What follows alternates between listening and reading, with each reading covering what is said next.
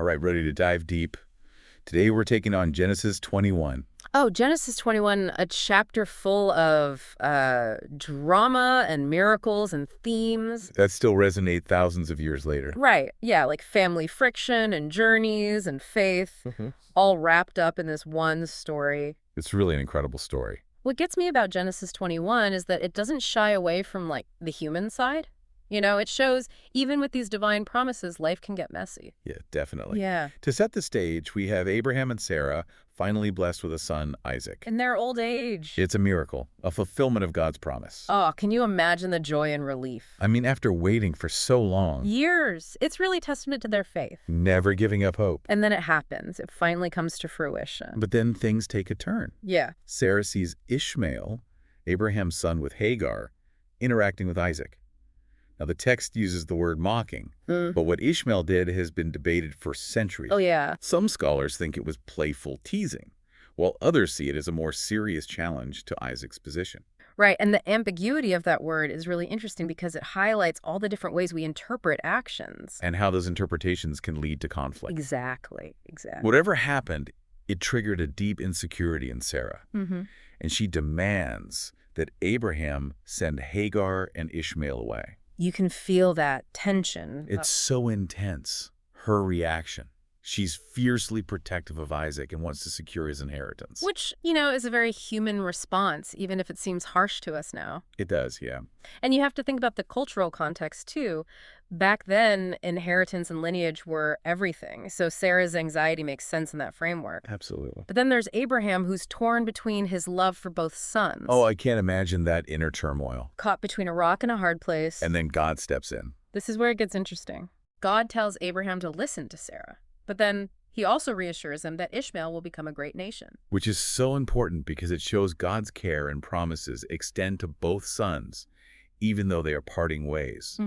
It's this reminder that even when things seem messy, God's plan is bigger than we can comprehend. Exactly. And then we had that scene with Hagar and Ishmael being sent away into the wilderness. Oh, it's heartbreaking. But they run out of water, and Hagar's overcome with despair. She can't bear to watch her son die. So powerful, that image of desperation and vulnerability. I really feel for Hagar, facing the unknown with her son's life hanging in the balance. Right, and even in that dire situation, God's compassion shines through. He hears Ishmael's cries and sends an angel who shows them a well of water. It's a reminder that even when all hope seems lost, God sees us and provides. This theme of God's care for the marginalized is so powerful. It really is. It speaks to recognizing the worth of every individual, no matter their circumstances. Absolutely. But there's a lot more to unpack in this chapter, including a surprising turn toward peace. That's right, this amazing moment where God provides for them. It's so interesting how that sending away is shown. It's not like a happy thing, but there's this sense of provision. Like, it's not just get out of here. Right. There's a purpose. Abraham even gives Hagar bread and a bottle of water. Like he's equipping them for the journey. Not just abandoning them. Yeah. It's a small detail, but important. It makes me think about times in our lives when maybe we're called to move on from something. Yeah. Even if it's painful. Like, there's loss, sure, but also a new beginning. Yeah, that's a good connection. And speaking of new beginnings, the second part of Genesis 21 shifts to Abraham and Abimelech. Abimelech, Yeah. the king of Gerar. Right. Didn't they have that whole thing with Sarah? A delicate situation, to say the least. Yeah. But now they're making a treaty, a covenant of peace. So what's in this treaty? More than just a handshake. Oh, much more. There's an exchange of gifts, sheep, oxen, and 7 ewe lambs. It's serious business. Those 7 lambs stand out to me. 7's pretty symbolic in the Bible, right? Absolutely. Often represents completeness or perfection. Here, I think it's showing how binding this covenant is. Like their total commitment to peace. Interesting. It makes you think, what if we use more of that symbolism today in our agreements, you know, like in international relations or even just personal disputes? What if we went in trying to create a lasting peace with these big gestures of goodwill? It's a powerful thought. And it reminds me of something we talked about before, seeking wise counsel. Remember, Abraham negotiates. finds ways to coexist peacefully. He's not just flexing his power, Right. he's building a stable future. Exactly. He models this way of being in the world that's strong but also compassionate. Willing to compromise. Yeah. And in a world where there's always some conflict, that's inspiring. Oh, sure. It's also interesting that this treaty is made at Beersheba, which means well of the oath, or well of seven. Wait, is that the same well where Hagar and Ishmael found water? It doesn't say for sure, but it's possible. Think about the layers of meaning. If it is the same well, a place of despair becomes a place of peace. Wow. That ties so much together. Like we're seeing this tapestry being woven, each story adding something new. And that's the beauty of really digging into these texts. There's always more to discover, more to learn, and more wisdom to use in our lives. Okay, before we move on, what happens to Abraham?